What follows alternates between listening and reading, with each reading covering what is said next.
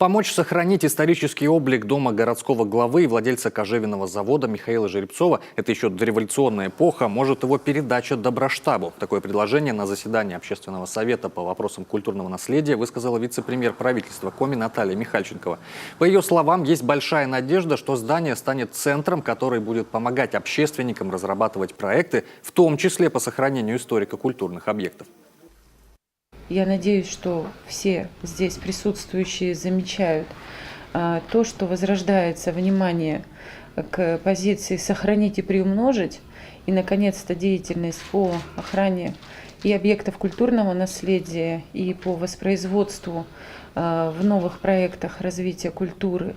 Вообще наследия и учтенного, и неучтенного становится объектом и, как следствие, государственной задачи, которая формулируется в адрес регионов на высоком федеральном уровне. С прошлого года дом Жеребцова, который находится в самом центре столицы, вызывает справедливые опасения экспертов.